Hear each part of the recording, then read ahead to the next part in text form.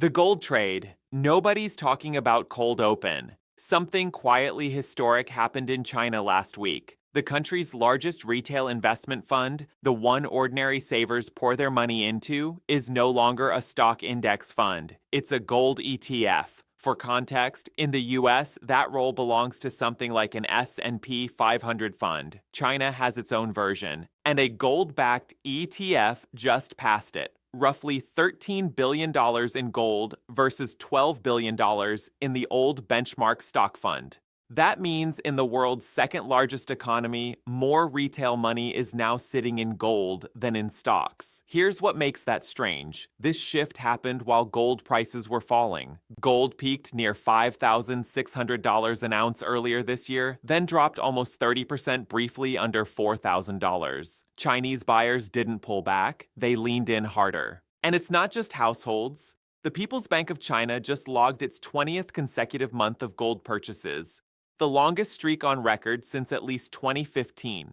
In June alone, it bought close to 15 tons, the biggest single month since October 2023. Over the first 5 months of this year, China imported roughly 700 tons of gold and more than 14,000 tons since 2015. Zoom out further, and it's not just China. Global central banks bought a net 41 tons in May alone. Poland, Uzbekistan, Kazakhstan, buyers are everywhere. And in a few weeks, 4 of China's largest banks are shutting down retail gold trading entirely, a move meant to push citizens out of paper gold contracts and into physical bars coins and fully backed ETFs. If this were only a China story, it would already be notable. But 2 weeks ago, the U.S. Treasury Secretary published a Wall Street Journal op-ed that lays out something bigger, a deliberate return to a 19th century economic doctrine named after Alexander Hamilton.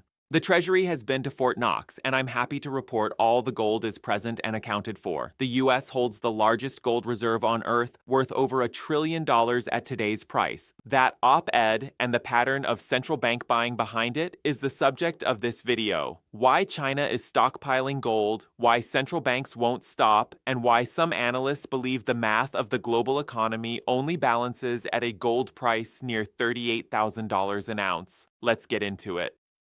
Part 1. What Hamiltonian economics actually is credit here goes to analyst Luke Groman of FFTT, who connected these dots first, including tracing Besant's op-ed back to its historical roots. The idea is simple, if uncomfortable. Every country that has ever become a global superpower did it the same way. They protect their industries, with tariffs subsidize their manufacturers, and then once they've won, they lecture everyone else about the virtues of free trade. The blueprint traces back to December 5th, 1791, when Alexander Hamilton, America's first Treasury Secretary, presented his report on manufactures to Congress. At the time, the U.S. was a fledgling nation of about 4 million people, mostly farmers with almost no domestic manufacturing. Tools, weapons, finished goods. Nearly everything came from Britain, the empire the U.S. had just fought a war to leave. Hamilton's argument, a country that can't make what it needs isn't truly independent no matter what its founding documents say. If your economy depends on a rival power, you're a colony with better branding. His plan had 2 parts. 1, tariffs on foreign manufactured goods. 2, subsidies for young domestic industries, infant industries, until they could compete globally. This became the operating system of the U.S. economy for roughly 150 years, and it's a large part of why a nation of farmers turned into the world's dominant industrial power by the early 20th century. Trump referenced this same logic directly earlier this year. Instead of taxing our citizens to enrich foreign nations, we should be tariffing foreign nations to enrich our citizens. That's Hamiltonian economics restated. And history shows a pattern. This playbook builds empires, and it also eventually ends them. Part 2. How empires lose the game. They invented, the most recent example is Britain. In 1846, Britain repealed the Corn Laws and pivoted to preaching free trade to the world, essentially saying, "We already cheated our way to the top, now let's all play fair." Other nations understandably weren't thrilled. By 1931, the British Empire's global economic leadership was over. Its industrial base had hollowed out, factories had relocated elsewhere, and the baton passed to the United States. That transition took about 85 years, slow enough that almost nobody experienced it as a single dramatic event. The same clock started running for the US in 1971, the year the dollar was decoupled from gold. What followed eventually was the offshoring of American manufacturing. Why does this always happen? The mechanism is financialization. A country's economy shifts from making things to trading claims on things. Every dominant economy eventually builds deep capital markets. But those markets create incentives that quietly erode the industrial base underneath them. Companies buy back their own stock instead of building new capacity. Costs are cut by sourcing cheaper parts and labor abroad. Paper asset values rise even as the physical economy shrinks. Give that process 50+ years, and a country ends up wealthy on paper but hollowed out in practice. Unable to manufacture the things it would need in a real crisis, dependent on the same countries it now calls rivals. In exchange, consumers got extraordinary buying power on manufactured goods. Since 2000, TV prices down approximately 98%. Toy prices down approximately 74%. Software down approximately 73%. But anything that couldn't be shipped in from overseas went the opposite direction. Housing up approximately 111%, childcare up approximately 159%, college tuition up approximately 200%, hospital services up approximately 281%. That's the trade that got made. Cheap goods in exchange for a shrinking industrial base and a labor market that no longer supports a single income buying a home. Part 3, The Impossible Triangle, Besant's op-ed, titled Hamilton Inspires Trump's Economic Statecraft, lays out 5 principles, but the load-bearing ones are: 1. National economic security requires domestic manufacturing capacity. 2. Trade openness should be reciprocal. 3. Financial leadership, a strong dollar-priced assets, remains central to U.S. power. The problem, as Groman points out, is that you cannot simultaneously rebuild domestic manufacturing, protect consumer purchasing power, cheap goods, keep the dollar strong, pick 2. Rebuild factories plus protect consumers leads to the dollar has to weaken, since an expensive dollar is exactly what makes U.S. manufacturing globally uncompetitive. Protect consumers plus strong dollar leads to cheap imports keep flowing and factories never return, the last 50 years essentially. Rebuild factories plus strong dollar leads to you wall off the economy with heavy tariffs and consumers eat the inflation. Something has to give. And the working theory, Groman's, and increasingly the markets, is that it's the dollar's relative strength that gets sacrificed using a neutral, apolitical asset to absorb the shock without collapsing the system outright. There's only one asset with a multi-thousand-year track record for that job. Part 4, China called this in 2009. This isn't a new idea for China. In March 2009, right after the global financial crisis, the governor of the People's Bank of China published a paper called Reform the International Monetary System.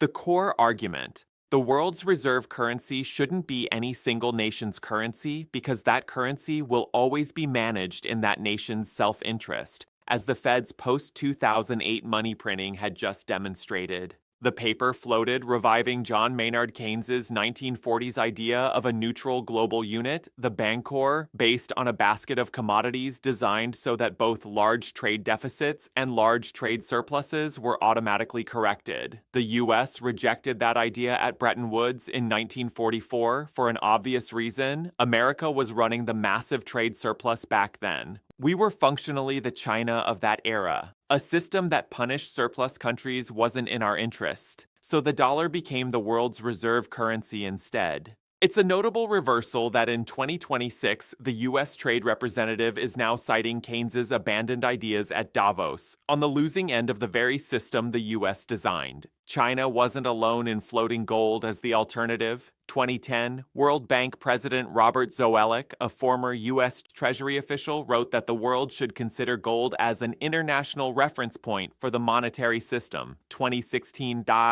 former IMF chief economist Ken Rogoff argued emerging markets should convert a large share of dollar reserves into gold, noting that unlike currencies, gold's price has no artificial ceiling. Line them up. And Keynes in 1944, China in 2009, the World Bank in 2010, the IMF in 2016, and the U.S. Treasury in 2026. And it's the same idea recurring. Global trade needs a neutral settlement asset, and currencies don't qualify. Part 5. Why $38,000? At current prices, gold's total value is too small to functionally settle global trade imbalances. For the math to work, the theory goes, the price needs to be dramatically higher. Here's the back-of-envelope version. Take China's annual trade surplus, roughly $1.2 trillion, and divide it by China's annual gold imports, roughly 940 tons last year. If China's surplus were settled in gold rather than dollars, the implied price is around $38,000 an ounce. Is this precise? No. It's an estimate, not a target set by any institution, but it illustrates the scale of repricing that would be required for gold to play the reserve role some are now openly discussing. The evidence trail so far: PBOC buying for 20 straight months, accelerating during a 30% price drop. Global central banks buying roughly 1,000 tons per year for 3 straight years, about double the prior decade's pace. Poland, Uzbekistan, Kazakhstan, China, all net buyers. Almost no major central bank is a net seller. China shutting down retail paper gold trading, pushing citizens toward physical holdings. U.S. non-monetary gold exports spiking to record levels since Q4 last year, right after renewed U.S.-China trade talks. Part 6, 2 paths from here. Path 1, reindustrialization fails. Debt keeps compounding, confidence in the dollar system erodes, and the transition happens the hard way, closer to the 1922-1945 period, which included a depression, multiple currency collapses, and a world war before a new system emerged. Path 2, reindustrialization succeeds trade rebalances, and the world transitions in an orderly way toward gold, or a gold-linked mechanism, as a neutral settlement asset, the outcome China proposed back in 2009. Either path points toward the same underlying trend: capital rotating out of purely financial assets and into real tangible value. What differs is the speed and the pain involved. Since the first U.S.-China trade tensions began in early 2018, the S&P 500 is up approximately 161% in dollar terms, but down approximately 15% measured in gold. Long-term Treasury bonds are down approximately 31% in dollars and down approximately 78% measured in gold. Gold miners are up over 200%. Priced in dollars, the picture looks fine. Priced in an asset that can't be printed, the safest assets in the world have actually performed the worst. Closing thought. None of this is secret. It's in the Wall Street Journal. It was said at Davos. It's sitting in plain sight in official statements from Treasury secretaries and trade representatives who aren't hiding what they're doing. This isn't a signal to rush out and buy gold this week. These transitions, if the theory holds, play out over a decade or more, with plenty of drawdowns along the way, even for gold itself. There's a real difference between being right about the direction of a trend and being right about the timing of an entry point. This is analysis, not financial advice. Worth understanding, not worth panicking over.